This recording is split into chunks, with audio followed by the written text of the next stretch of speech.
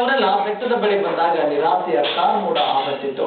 ಎಷ್ಟೇ ಕಾದ್ರೂ ಕೂಡ ಅವರಿಗೆ ಮಾತ್ರ ಮಂಜಿನ ಹನಿಯೊಂದಿಗೆ ಮಿಂದೇಳುವ ಸೌಭಾಗ್ಯ ದೊರೆಯಲಿಲ್ಲ.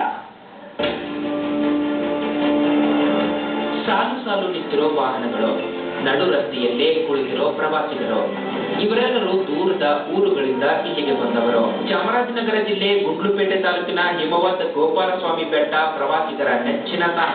ಆದ್ರೆ ಇಲ್ಲಿಗೆ ಬರೋ ಪ್ರವಾಸಿಗರಿಗೆ ಬೆಟ್ಟಕ್ಕೆ ತೆರಳುವಷ್ಟರಲ್ಲಿ ಸಾಕಾಗಿ ಹೋಗಿರುತ್ತೆ. ಯಾಕಂದ್ರೆ ಕಳೆದ ಜನವರಿ ತಿಂಗಳಿಂದ ಹಿಮವದ್ ಗೋಪಾಲಸ್ವಾಮಿ ಬೆಟ್ಟಕ್ಕೆ ತೆರಳೋ ಪ್ರವೇಶದ ಸಮಯವನ್ನ ಬದಲಾವಣೆ ಮಾಡಲಾಗಿದೆ. ಬೆಳಗ್ಗೆ 8:30ರಿಂದ ಸಂಜೆ 4ರವರೆಗೆ ಮಾತ್ರ ಪ್ರವೇಶ ಅಂತ ಅರಣ್ಯ ಇಲಾಖೆ ಈಗಾಗಲೇ ಘೋಷಣೆ ಮಾಡಿದೆ. ಆದ್ರೆ ಇದರ ಬಗ್ಗೆ ಅದೆಷ್ಟೋ ಪ್ರವಾಸಿಗರಿಗೆ ಮಾಹಿತಿಯೇ ಇಲ್ಲ. ಇನ್ನು ಬೆಟ್ಟಕ್ಕೆ ತೆರಳಬೇಕಾದ್ರೆ ವಾಹನಗಳಿಗೆ ಪ್ರವೇಶ ಶುಲ್ಕ ಪಾವತಿಸಬೇಕು.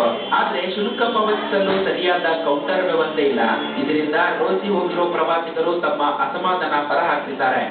ನಾವು 7 ಗಂಟೆ ಫಾಲ್ ನೋಡ್ಬೇಕಂತ ಹೇಳಿ ಬಂದಿದ್ದೀವಿ. ಸೊ ಇಲ್ಲಿ ಇವರು ಟೈಮು ಇವಾಗ 8:30 ಅಂತ ಹೇಳ್ತಿರೋದ್ರಿಂದ ನಮಗೆ ತುಂಬಾ ತೊಂದರೆ ಆಗಿದೆ.